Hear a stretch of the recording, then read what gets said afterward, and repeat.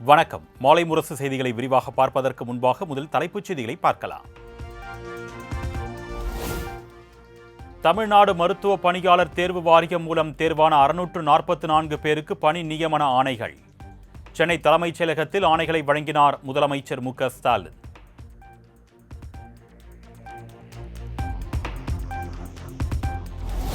சென்னையின் 386வது அகவை தினத்தை முன்னிட்டு முதலமைச்சர் மு.க. ஸ்டாலின் வாழ்த்து. சென்னை வெறும் ஊர் அல்ல, தமிழ்நாட்டின் இதய துடிப்பு என்று புகழாரம்.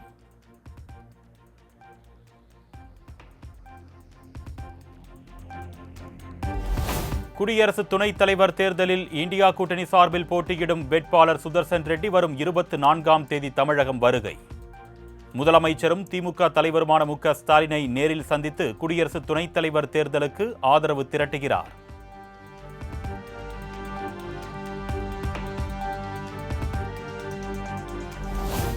டெல்லியில் தெரு நாய்களை பிடித்து காப்பகங்களில் அடைக்க உச்சநீதிமன்ற 2 நீதிபதிகள் அமர்வு உத்தரவு. வெறித்தனமான நாய்கள், ராபிஸ் பாதிக்கப்பட்ட நாய்களை தவிர மற்ற நாய்களை விடுவிக்க ஆணை.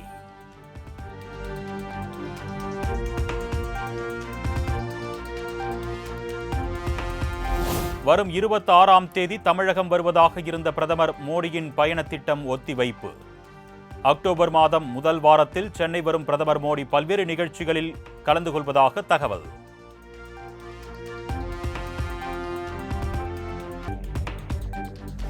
மத்திய உள்துறை அமைச்சர் அமித்ஷா வருகையை முன்னிட்டு தூத்துக்குடி விமான நிலையத்தில் பலத்த போலீஸ் பாதுகாப்பு.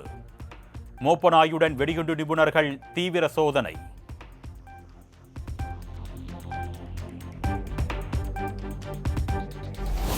பாஜக பூத் கமிட்டி பொறுப்பாளர்கள் மாநாட்டில் கலந்து கொள்வதற்காக உள்துறை அமைச்சர் அமித்ஷா இன்று நெல்லை வருகை.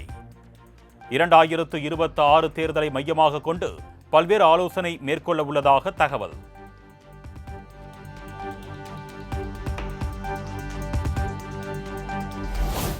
பாதுகாப்பில்லை என்று பெண்கள் கதறும் குரல் மு.க. ஸ்டாலினுக்கு கேட்கவில்லையா?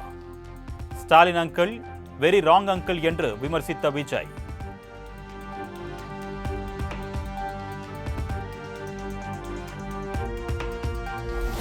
தவேக தலைவர் விஜயின் தராதரம் அவ்வளவுதான் என்று அமைச்சர் கே.என். நேரு காட்டம்.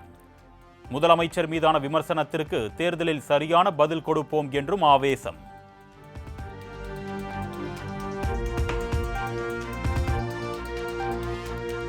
எம்ஜிஆர் கட்டிக்காத்த கட்சி தற்போது யாரிடம் உள்ளது என்பதை நினைத்தால் வேதனையாக உள்ளது. அதிமுகவினரும் வெளியே சொல்ல முடியாத வேதனையில் உள்ளதாகவும் விஜய் சாடல்.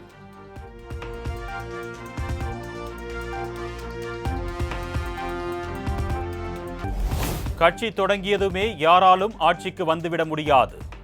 தவேக தலைவர் விஜய் அறியாமையில் பேசுவதாக அதிமுக பொதுச் செயலாளர் எடப்பாடி பழனிசாமி பதிலடி.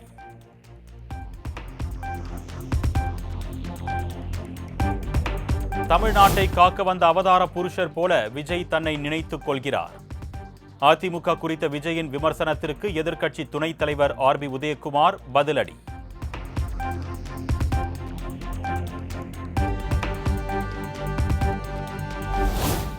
மிஸ்டர் பிரைம் மினிஸ்டர் என்று சொல்லக்கூடிய அளவிற்கு நடிகர் விஜய் அரசியலில் வளரவில்லை.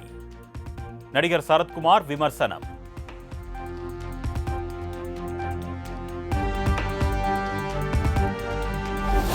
மதுரை பாரபத்தியில் தவேக மாநாடு நடைபெற்ற திடலில் குவிந்துள்ள குப்பை கழிவுகளை அகற்றும் பணிகள் தீவிரம். 100க்கும் மேற்பட்ட தூய்மை பணியாளர்களை கொண்டு குப்பைகளை அகற்றி வரும் தவேகவினர்.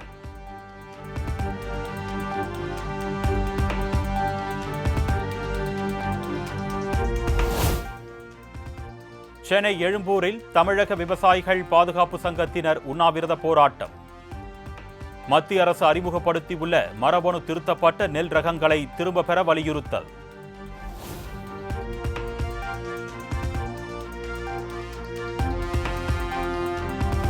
அதிகாலையில் கொட்டி தீர்த்த கனமழையால் சென்னை ஆதம்பாக்கத்தில் சாலையில் குளம் போல் தேங்கிய மழைநீர். மாநகராட்சி அதிகாரிகள் உடனடியாக நடவடிக்கை எடுக்க பொதுமக்கள் கோரிக்கை.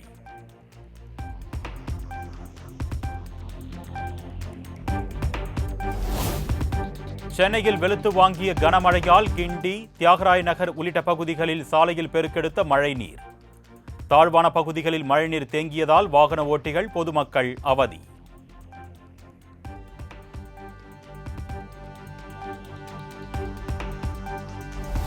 சென்னை ஈசிஆரில் கனமழை காரணமாக அறுந்து விழுந்த மின்கம்பியை மிதித்து ஒருவர் உயிரிழப்பு. மின்வாரிய ஊழியர்களின் அலட்சியத்தால் உயிர் பறிபோனதாக பொதுமக்கள் குற்றச்சாட்டு.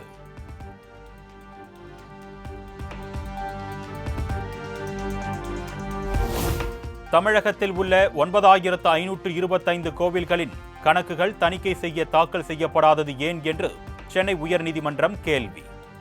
செப்டம்பர் 18ஆம் தேதிக்குள் அறிக்கை அளிக்க இந்து சமய அறநிலையத்துறை ஆணையருக்கு உத்தரவு.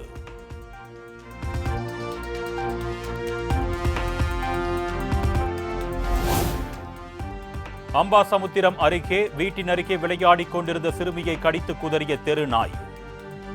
நேற்றி வாய்ப்பகுதியில் காயங்களுடன் சிறுமி மருத்துவமனையில் சிகிச்சைக்காக அனுமதி.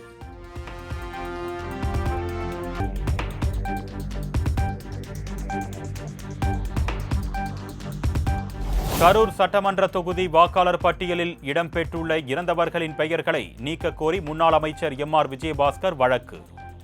ஒரு வாரத்தில் தேர்தல் ஆணையம் பதிலளிக்க சென்னை உயர்நீதிமன்றம் உத்தரவு.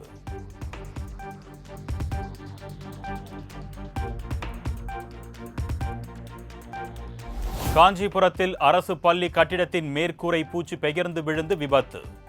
தலையில் பலத்த காயமடைந்த தமிழ் ஆசிரியர் மருத்துவமனையில் அனுமதி.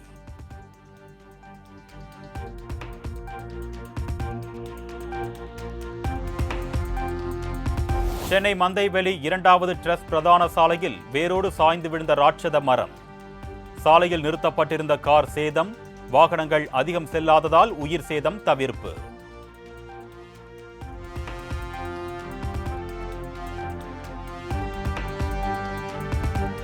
மேட்டூர் அணைக்கான நீர்வரத்து வினாடிக்கு 30,850 கன அடியாக நீடிப்பு. அணையில் இருந்து காவிரி ஆற்றில் 30,000 கன அடி உபரி நீர் வெளியேற்றம்.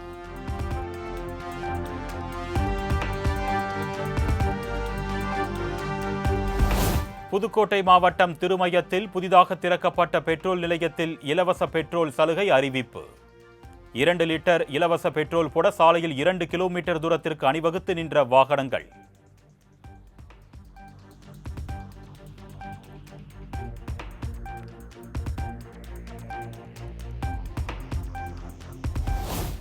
உதகை அரசு தாவரவியல் பூங்கா நுழைவாயில் அருகே உள்ள தேநீர் கடையை உடைத்து சூறையாடிய கரடி. கரடியை கூண்டு வைத்து பிடிக்க வனத்துறையினர் தீவிர கண்காணிப்பு.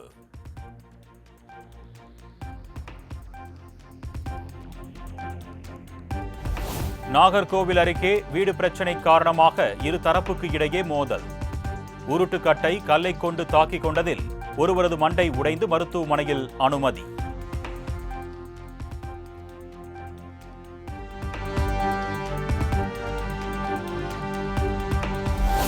மேல்மலையனூர் அங்காளம்மன் கோயிலில் ஆடி மாதத்தையொட்டி 1,40,00,000 ரூபாய் உண்டியல் காணிக்கை வசூல். 174 கிராம் தங்கம், 1,25 கிலோ வெள்ளி கிடைத்திருப்பதாக கோயில் நிர்வாகம் அறிவிப்பு.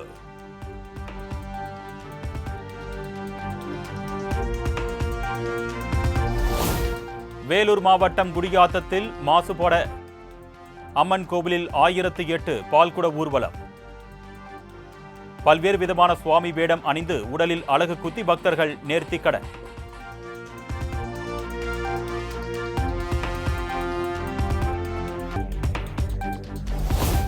தமிழ்நாடு டிஜிபி பதவிக்கு தனது பெயரை பரிசீலிக்க கோரி காவல் அதிகாரி பிரமோத்குமார் தொடர்ந்த வழக்கு தள்ளுபடி. செப்டம்பர் மாதம் ஓய்வு பெறும் நிலையில் மனு தாக்கல் செய்திருப்பதால் ஏற்க முடியாது என்று உச்சநீதிமன்றம் கருத்து.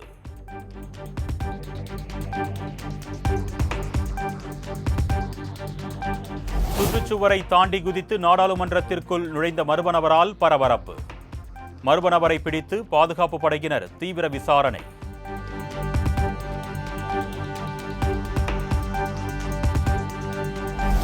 பீகார் மாநிலம் ஜமால்பூரில் 6வது நாளாக வாக்காளர் உரிமை யாத்திரையை தொடங்கினார் மக்களவை எதிர்க்கட்சித் தலைவர் ராகுல் காந்தி.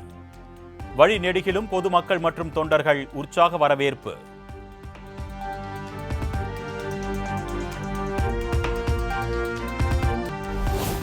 ஜம்மு காஷ்மீர் மாநிலம் பூஞ்ச் பகுதியில் திடீர் நிலச்சரிவு.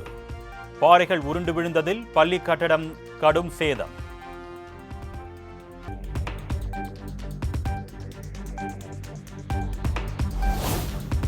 உத்தரப்பிரதேச மாநிலம் பரேலி பகுதியில் உள்ள லிவார் ஏரியில் முதன்முறையாக தொடங்கிய படகு சவாரி.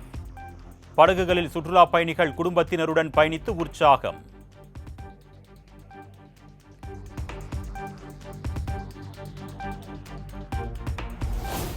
Dream11 நிறுவனம் தனது தளத்தில் பணம் செலுத்தி விளையாடும் போட்டிகளை முற்றிலுமாக நிறுத்தவுள்ளதாக தகவல். ஆன்லைன் சூதாட்டத்தை தடை செய்யும் மசோதாவை நாடாளுமன்றத்தில் மத்திய அரசு நிறைவேற்றியதால் நடவடிக்கை.